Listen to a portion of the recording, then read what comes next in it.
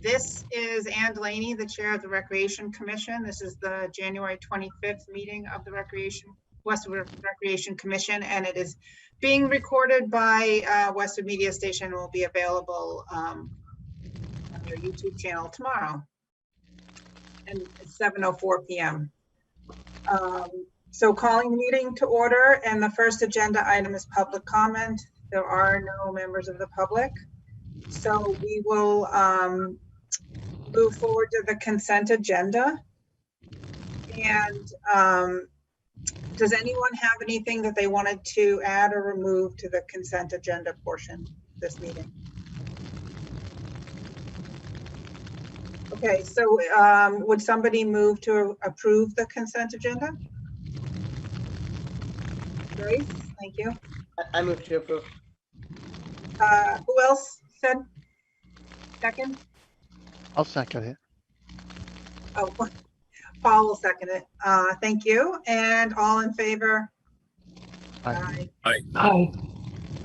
Can I just make one request before we proceed? Somebody has got some background static. Can you, if you're not going to speak, can you just put it on mute, and hopefully that'll cut it out. It's still staticky.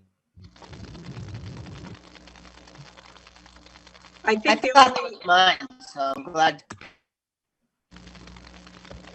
no, I think it's you, Bob.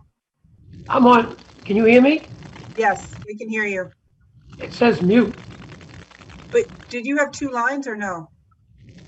Well, in any event, we can hear. Yep. All right. So don't forget to unmute yourselves when you are going to talk. The first item is approval of the December 14th minutes, and those minutes begin on page 2 of the agenda. Does anyone have any comments or revisions on the minutes? Okay. Hearing none, do I have someone who would vote to approve or move to approve the minutes? Raise your hand. Or Sure, I'll move. Mitch, thank you. And someone to second the approval of the minutes? And that's Joyce. Thanks, Joyce. And all in favor, I guess raise your hands since we're all muted. And I see everyone. So thank you. The minutes from December 14th are approved. And then the next item is the monthly report. Rich, from December. Sure. I'm really only going to highlight one or two quick things, because the other major items are also agenda items tonight. So Okay. I wanted to highlight that we have promoted Brian McDonald to Assistant Aquatics Manager. He's taking the place of Sam Packard, who left us a few months ago. So now we are in search of an aquatics specialist. So. Good. So, but Brian's been with us for a little over a year now, in the prior role. So he moved up, and we're very happy to have him in that role. Excellent. Okay. And I believe I talked about this last time, but just we finished it up in December. We have fully moved out of the ICC. All of our belongings are now in a 10 by 20 trailer down behind the multi-purpose field. So it's all of our items were put in there, and Kelly and Joe did a great job moving us out of there and getting the items down into the new container. So that move is behind us. That was a really big effort, and now we'll just await the new building, and we'll have some space down in that building, and it won't be equivalent to what we had, but it's what we'll get, and we'll make the best of that space, which is due to come online end of June this year. Okay. All right. Thank you. Moving back up. Sorry. Rich, one question. Can you hear me? I can, Yeah. yes. It says you promoted a camp director for the summer 2021. I'm sorry, Bob, you cut out. What was the question? It says on the month report, you promoted a camp director for this summer. That's right. So last year we didn't have a camp director. You may recall that our former camp director left, and Joe Bertoni acted as camp director last year.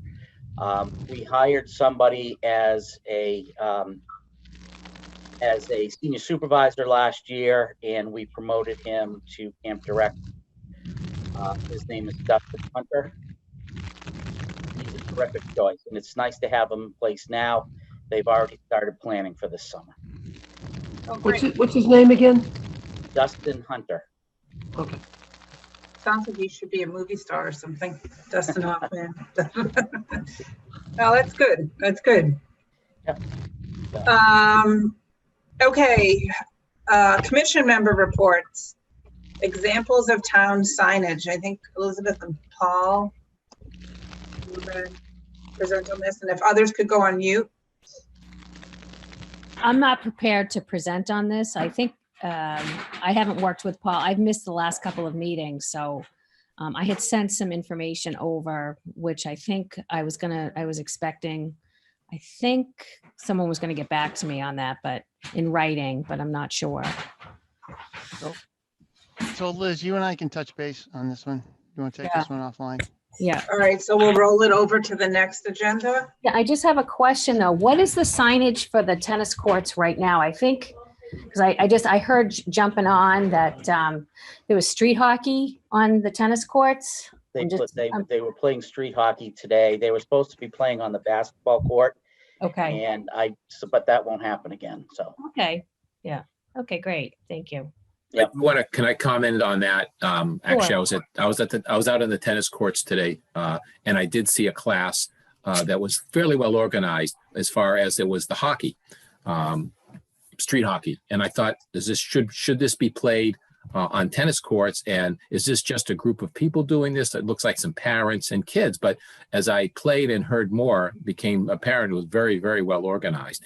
And it was actually at the end, I finally recognized Joe Bertone, and we chatted a little bit. And I have to say, Rich, his class was terrific. I wanted to go. Oh, it was a group of, I think, 5 and 6 year olds, perhaps. That's And he, right now. Yep, and he kept them busy it was great. I mean, I've done a lot of, maybe not as much as Bob Phillips, but I've done a lot of youth coaching in my day, and they really kept these kids busy, occupied in a nice way, and it was a terrific class. So I'm glad I didn't say anything, because I almost went in there and say, "Hey, you guys can't be here playing street hockey," and calling you, Rich. But no, and as I'm listening, I realized how organized they were, and it was a terrific class, safe, and they had a great time. I just didn't know. Good. The future, Elizabeth, whether they should be on the tennis courts or not. But and that was never our original intent when we talked about it during the planning stages. We talked about doing it down on the basketball court, and I'm not sure what the rationale was to have it on the tennis courts today, but we'll put it down there going forward. All right, so we'll just roll the town signage. I mean, we want to talk about fields in general, but you were going to get some, I guess, examples of what other towns had on their different. Yeah. Okay. I'm sorry, if we can go back to the tennis court thing, I think, is it the Sheehan tennis court is not a place, it's too bumpy. Is that still the case? That's the case, right? Well, I was down there at the beginning of the season, and that you're talking about the old tennis courts that.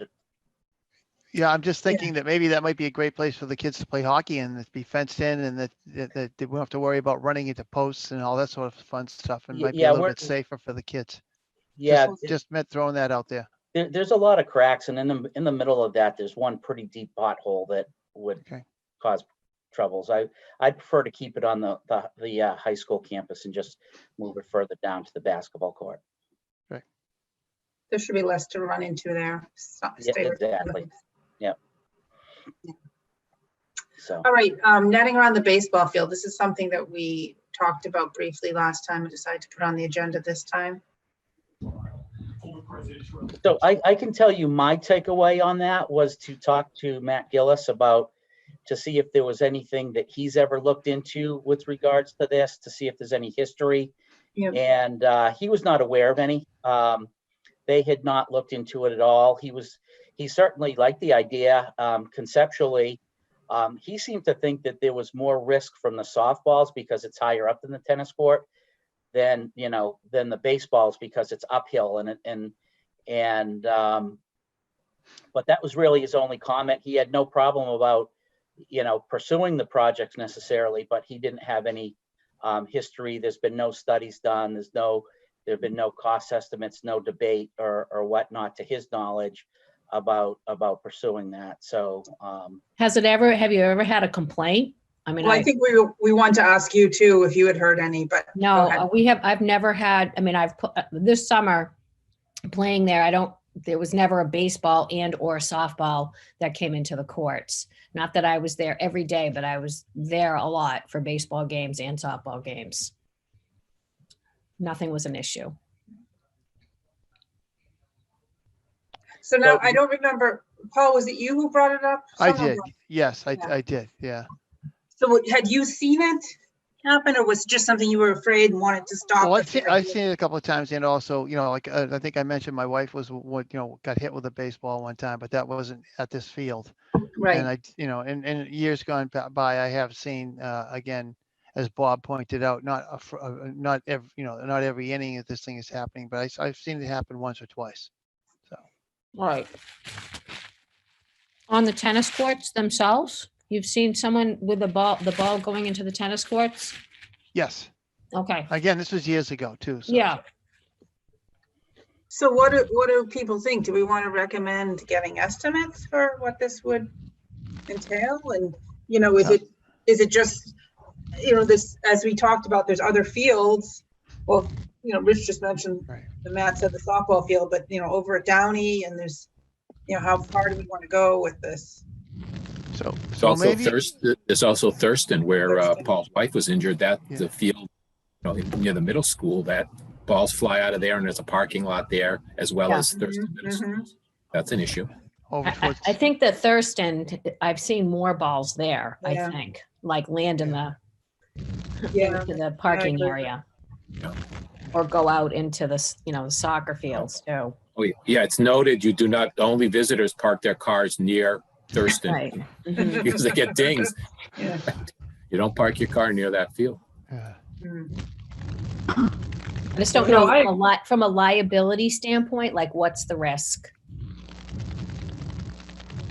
Well, knowing that there's a danger and not doing anything about it, the town could be liable. If I was a lawyer in that respect, I'd say, hey, you knew about it. This wasn't the first incident. What steps did you take to ensure the safety of the public? Right. So now that we've brought it up here, are we obligated to look into it? Someone in the town of Westwood should at least probably should look into it. I don't know, as a recreation commission, we have that authority, whether it's a school department.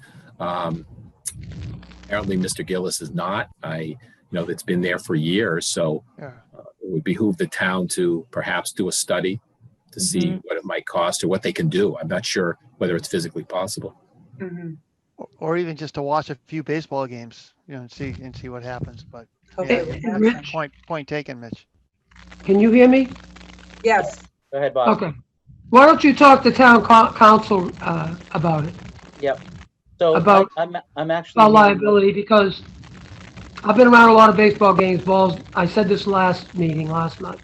A lot of foul balls do get out of the park, and it happens everywhere, in every town, every city in Massachusetts. And I don't know what we could do about it. The biggest issue for me is Morrison Park, and we put a net up there pretty high, and they still flew out in the street, right, Mitch? Yes, they do. Yep.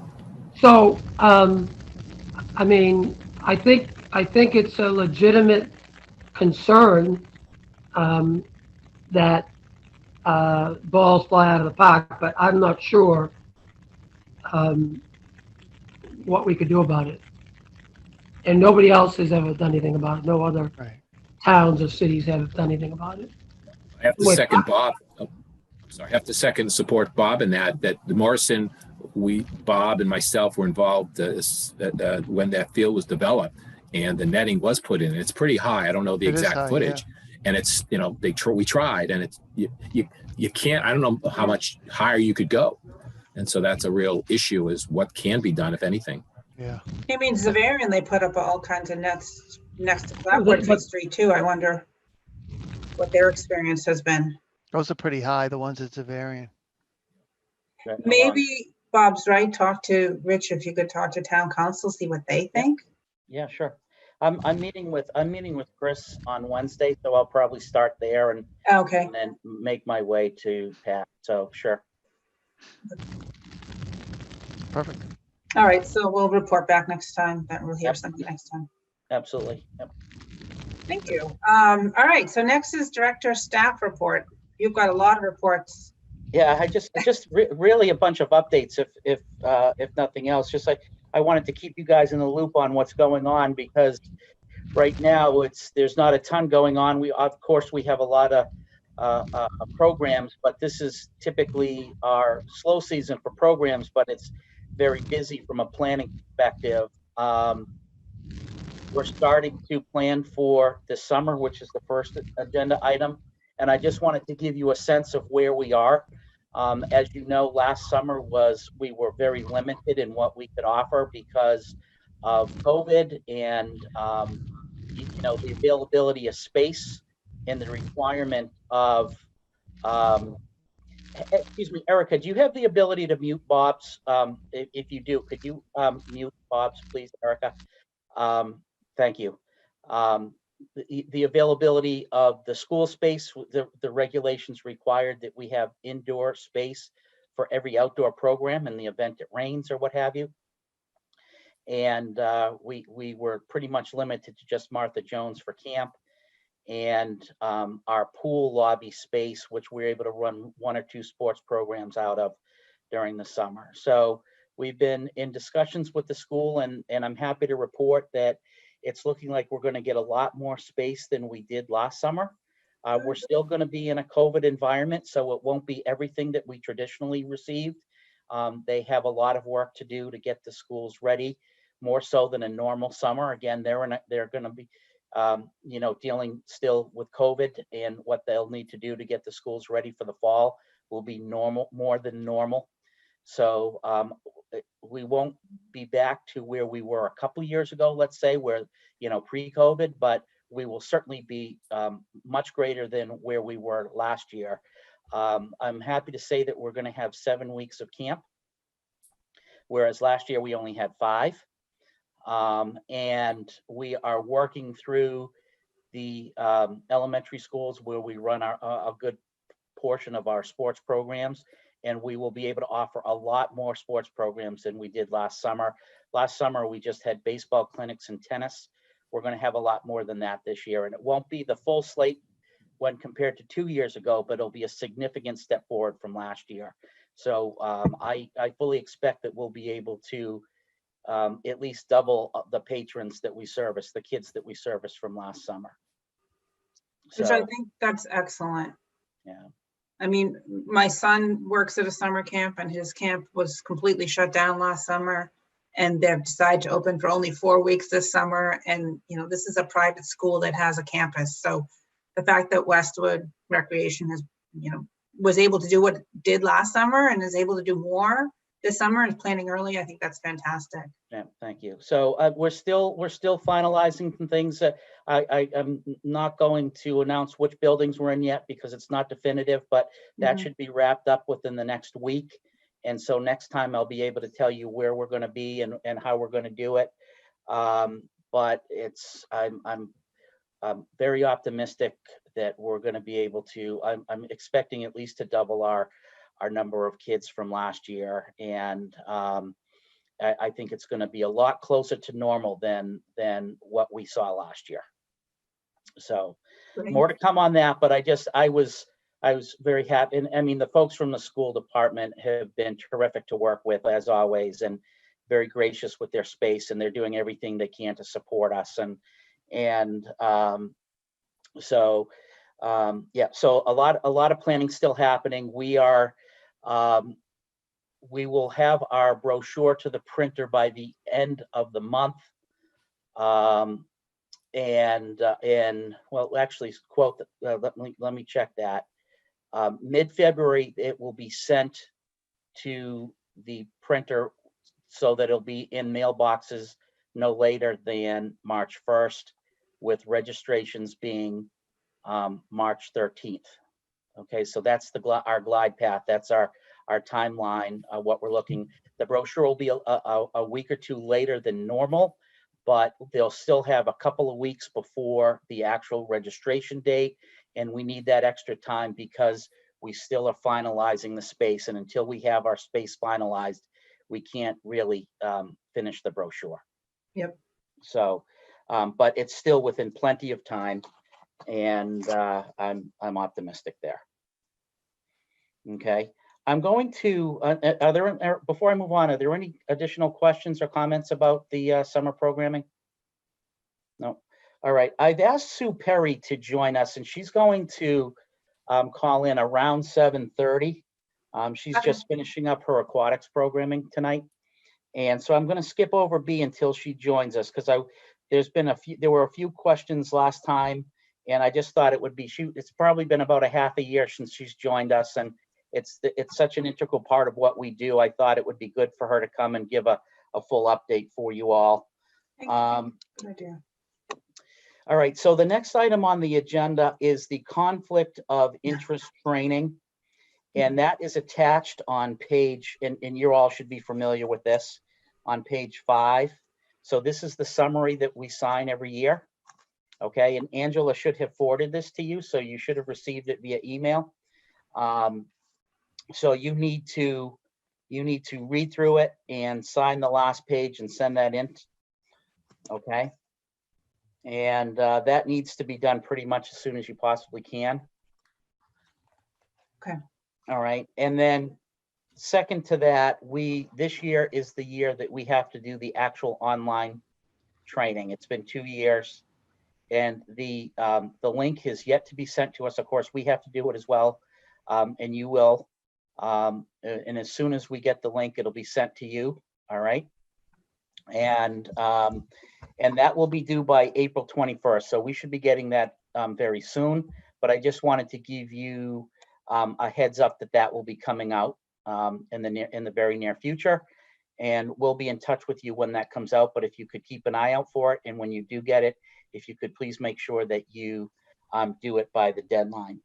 Okay. And I see Sue joined us, and I turn it over to Sue, I'm just going to quickly, while we're talking about forms, the only other thing is the annual CORI form that needs to be completed as well.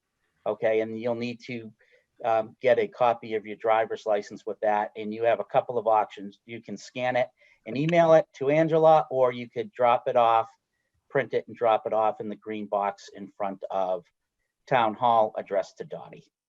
Are you guys using DocuSign at all? Anybody using DocuSign? Well, no, we're not. You're not? Because it would be great if we could sign some of these forms instead of scanning. There's a lot of unemployment fraud going on right now. And so, I know your license doesn't have your social security number, but it's got your address and your picture. So I'm, one that does not, I'm happy to drop off, but it would be great if we use DocuSign so that we could just do this electronically. I can mention it to Dottie, Elizabeth, but that's not up to me. Okay. Could DocuSign take care of the license too? You could scan that and put it through. Yeah. DocuSign? So there's never used it. attachment. There are attachments. I'm working with it right now from work. There is an attachment function.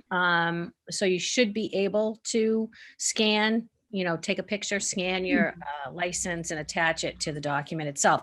I just don't know if these forms need wet signatures or if they'll accept a DocuSign signature. That's usually, I just don't know. Oh, yeah. So could we drop off a wet signed? We can do a drop.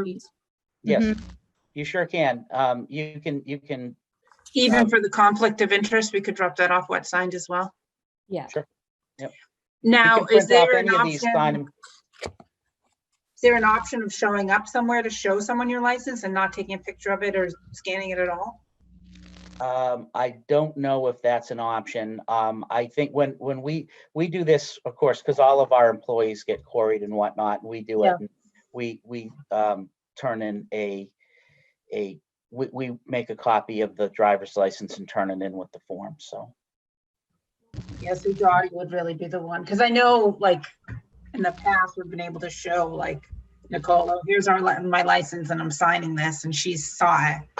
Or Yeah. at the church, the same thing, but so I guess Dottie would be the person that would need to see it. Yeah, I'd be happy to ask the question. I honestly don't know the answer to that. I've always just done it one way and never questioned it, but I'm happy to do so and report back. So I can shoot you guys an email and let you know the answer to that question. Thank you. Yeah, absolutely.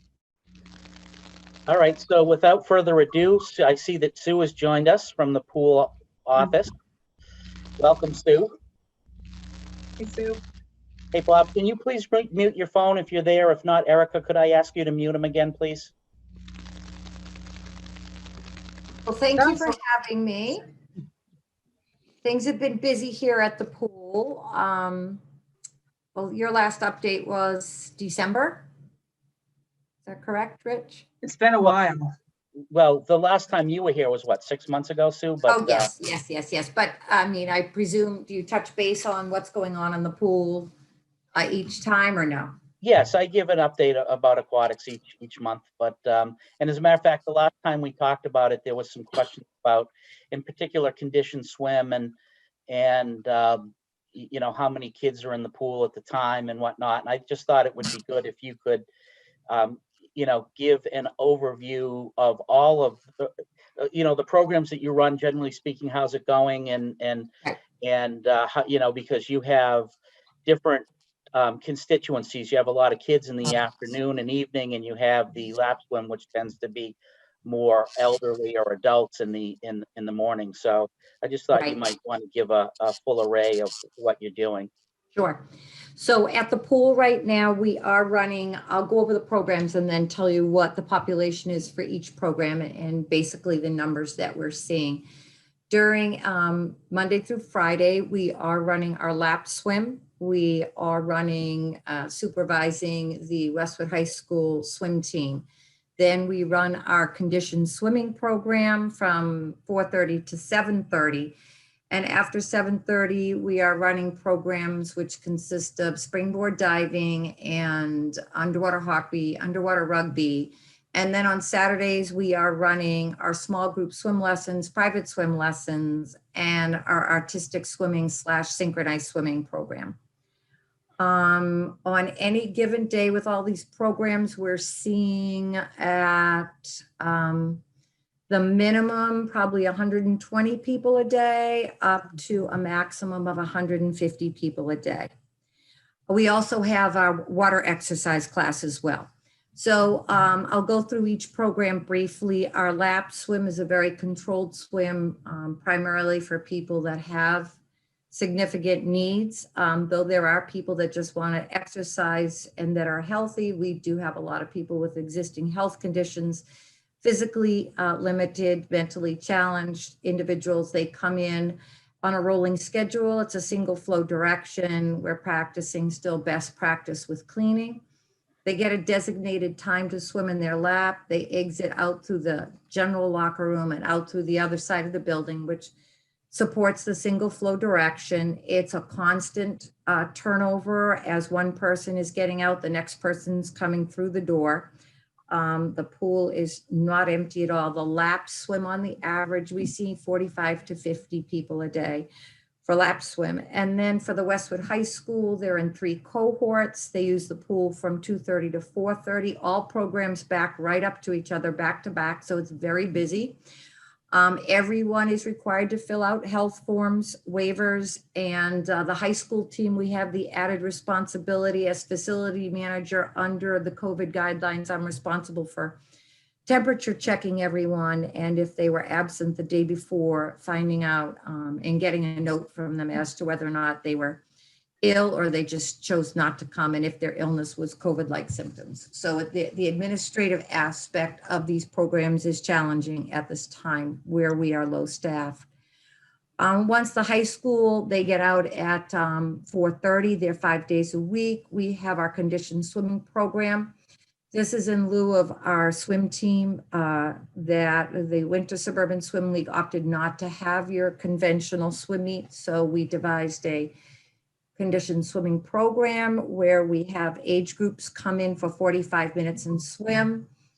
For the most part, we're seeing between 4:30 and 7:30, between 60 and 72 children. There are a max of 3 children per lane. And for most of the time, their faces are in the water. So that's probably the safest place you could be on the face of the earth, considering we have chlorine and we have an ultraviolet system. At 7:30, those are the groups, the specialized groups that come in. Underwater rugby is the most popular right now with about 18 swimmers that come in. Again, a very safe sport because they're underwater most of the time, as is underwater hockey, which pulls in a second with about 12 to 14 participants. Springboard diving is a rental. We're helping out Severian. Actually, they're helping us out because they're paying a good rental fee for 2 divers, 3 nights a week. It's a bit, I just can't believe it. But you know what? Severian was good to us when our pool was closed. So when they asked, even though it's myself that stays till 9 o'clock at night, to have 2 divers and their coach working in the pool area, they are paying the going rate for that rental period. So that helps us out during this pandemic where revenue might be a little bit on the lighter side. And then we've started up a couple of new programs, one of which is the synchronized swimming artistic, which is taking on a little bit of a movement.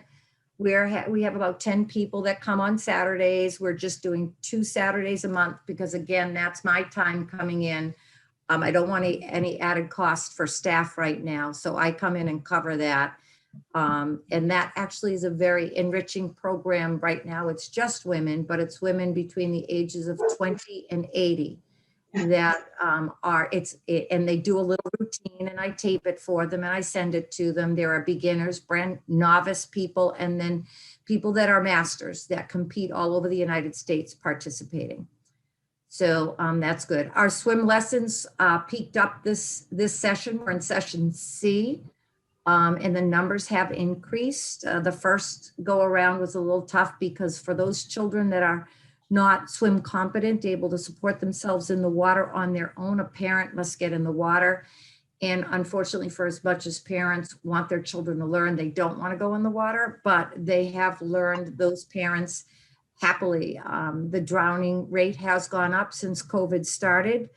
Unfortunately, people are going to the water because 1, it's outdoors, and 2, there's fresh ventilation. But as a result, the statistics are staggering how frequently people drown. So our numbers have gone up in that range. We remain closed on Sundays.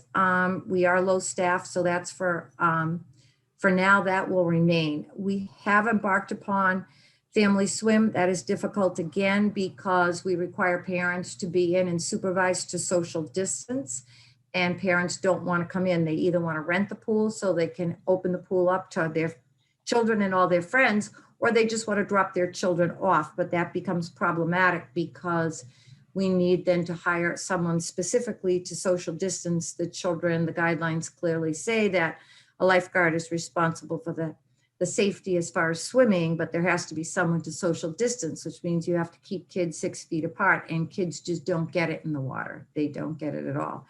The conditioned swim that we have for the children, they're occupied with a workout the entire time. So it's very easy for me to social distance them. I run that 5 nights a week. We use orange cones on the deck to provide people a site check for that 6-foot increment. And it's helpful in all programs. The artistic swimming uses them, the aqua fitness uses them, the conditioned swim, and the high school kids, they're really getting a good sense of how to distance themselves but still get an effective workout in. So that's on the programming side of things. As far as staffing side, we were very fortunate to have a number of kids home from college who helped out. But as you're aware, Sam stepped down and has gone back to school. I fully support that. Finishing her undergraduate degree is, I think, essential. And I fully supported her in that. Brian has moved into her position.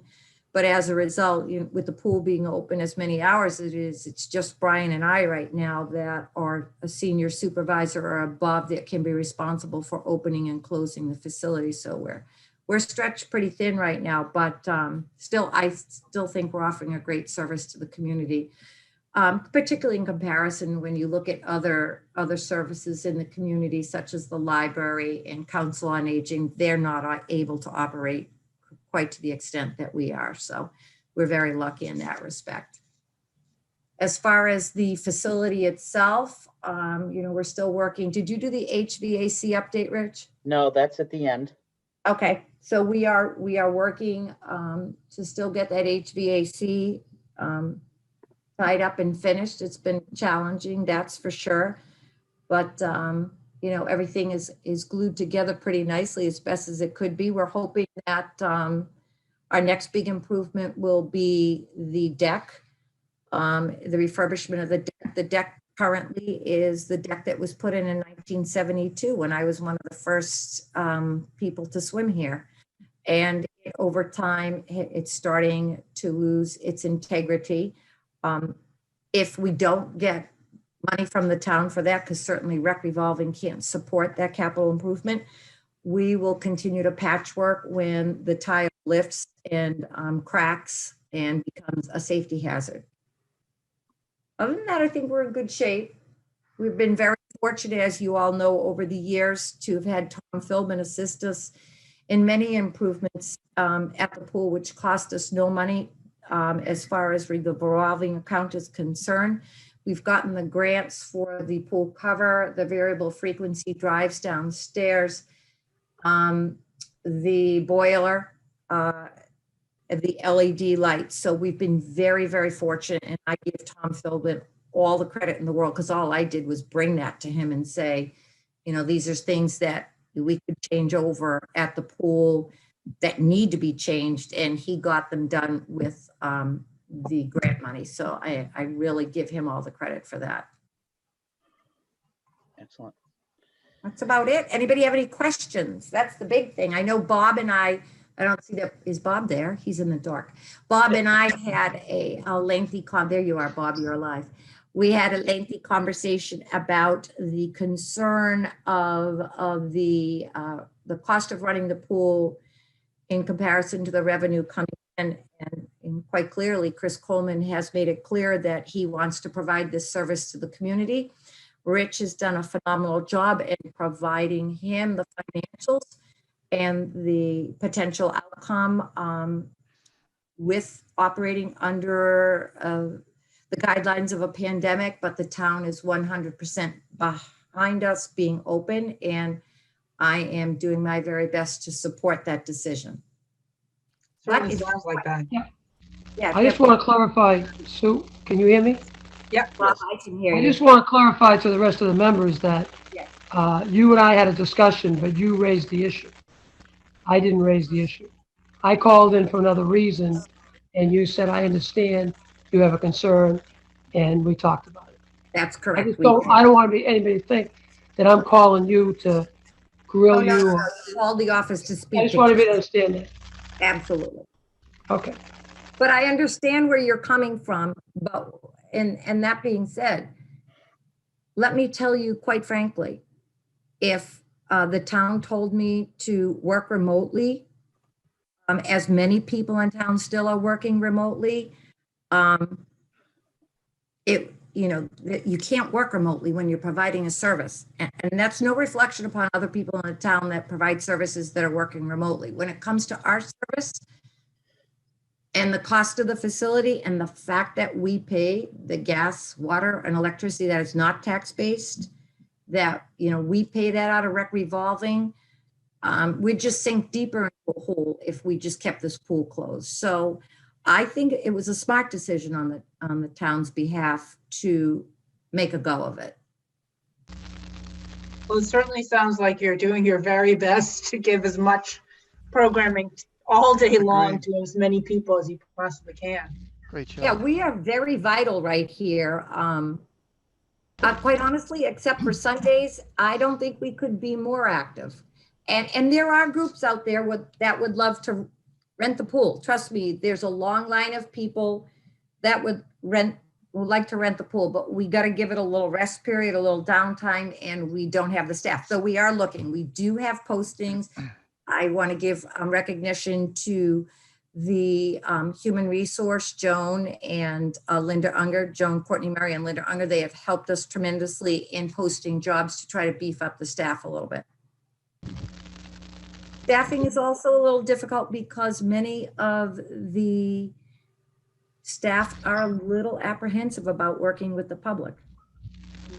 You know what? We have to be respectful of that. We can't tell them that, no, you got to come in and work this program or you have to work that program. They are apprehensive. Their parents are apprehensive, and I get it. And I'm respectful of that. So there are individuals who would love to work, but are not working due to COVID. So can I just jump in here 1 second, just talk quickly about the finances, since that's the other hat that I wear. Yes.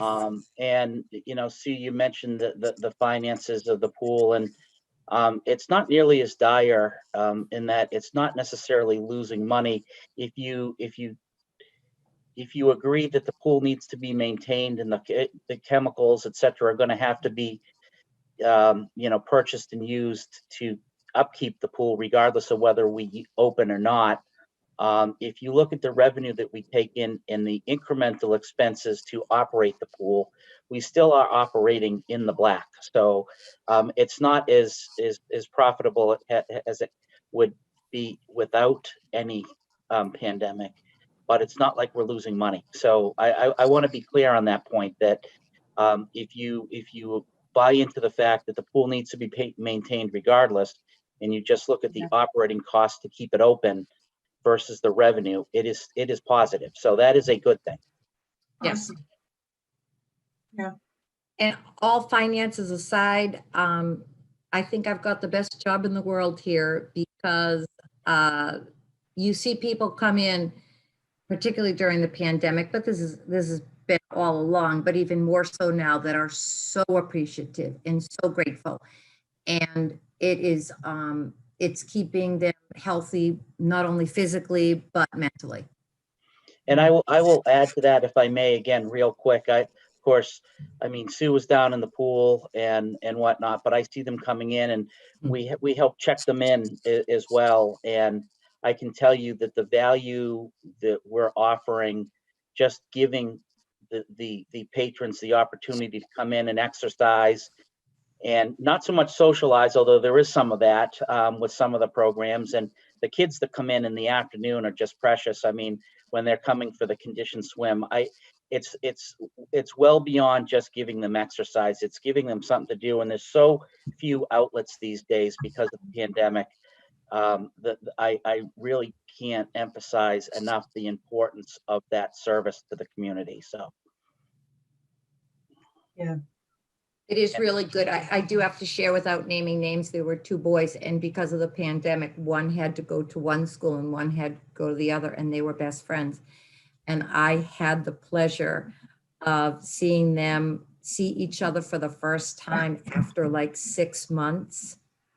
They walked into the hallway for conditioned swimming, and you would have thought it was, you just handed them the best gift in the world. And I said to them, "What's up, guys?" And they said, "This is my best friend, and I haven't seen him in 6 months." And he goes, and the other one said, and of course, I'm sitting there feeling really just joyful for them, their happiness. And the other one said, "Yeah, he's like a brother to me. Can you imagine not seeing your brother for 6 months?" And I'm like, oh my gosh. You know, I mean, just that alone is wonderful. And they continue to come. That's good. Yeah. Yeah, it sounds like there's a lot of winter programming, pool and otherwise, going on. It's really a big help to the community. Very much appreciated. Absolutely. Thank you. Yeah, Kelly did a really nice job. I don't know if you mentioned it, Rich, with her scrunchie and face, her mask. No, I did not get a chance to talk about that, but go ahead. Oh, I mean, the kids were great, and it was so much fun. I came in and helped out, but and it was just so fascinating because some kids had never used a sewing machine. Kelly brought hers in and I brought mine in, and others had. But it really, Kelly did a fabulous job. It was and it was a huge undertaking when you have kids in a sewing machine. These were grades 4 through 7. We did it in the pool lobby, and we made a scrunchie for the hair and a coordinating matching face mask. And it was all girls, but it was a lot of fun. Did a great job. Yeah. Brian also, I have to give him kudos. Brian McDonald, who stepped up into Sam's position, is an outdoor educator. That is his background, though he has aquatic experience. So we kind of threw in the mix there a program, I don't know if any of you saw it, called Lost in the Woods, a middle school adventure. So I went out to Lowell Woods and hiked. I grew up on farmland, so I was familiar with them. I said, Brian, would you take a group of kids out there and do some outdoor education? So one Wednesday afternoon in December, he did. He took a group, 12 kids, no, there were 10 kids, and he took them out there and he taught them how to use a compass and how to build a shelter. Plus, hiked all the way from the Hanlon. Well, actually, we started at, what do I want to say, Sandy Valley, and we hiked and the parents picked the kids up at the Hanlon. So we're pushing the programming. It's good. The kids are having fun. That's good. Brian did a nice job with that. And of course, that's his area of expertise. So the next one, I haven't gotten to it yet, but we have to find out if a fire permit is required, because the Boy Scouts did do a picnic area with a fire ring up there in Lowell Woods. And I said, wouldn't it be nice to do another hike and to teach them about how people did start fires before they had matches and whatnot, and possibly go through that and then toast some marshmallows. You better plan more than an hour if you're going to have them start a fire with sticks. Oh, no. So yes, you're right. You're right. We'll work at it. We'll get Bring some something. matches. Well, that's more interesting than doing water purification, which he's like, well, we could do water purification. I'm like, Yeah. All right. Any questions for Sue? No? Thank you, Okay. Sue. Yep. Thank you very much. Thank you for having me. Yeah, it's nice to see everyone. Thank you. Yeah, it was really interesting hearing about everything, like in detail. Thank you. You're very welcome. Yeah, All right. All right. Thank you. you're welcome. All right. Rich, So, if you don't need me, I'm going to drop off because I come back at 6. So I'm yes, gonna go home please do, and sleep. Sue. Thank you. Have a good Oh, evening. my goodness. All right. Get some sleep. I know. Thank you. Bye. So is March into summer next on the? Yeah, yes, it is. Yeah. So I wanted to give you an update where we are with that. As you know, we traditionally, that's the day that we start our spring and summer registration. So it's a busy day from a registration perspective. Traditionally, we also have the open house where we have folks into the pool. We have, games in the hallway, in the pool lobby, etc. We have some of our contractors there to answer questions, and we've set up like booths, almost like a convention, and allow families to ask questions. You may recall last year, because of the pandemic, we weren't able to do that, and given where we are with phase 3 step 1, we wouldn't be able to do that again this year, so we're not even planning on it. But it happened so quickly last year, we literally just had to cancel. We are trying to do some things this year to come closer to that than just outright canceling.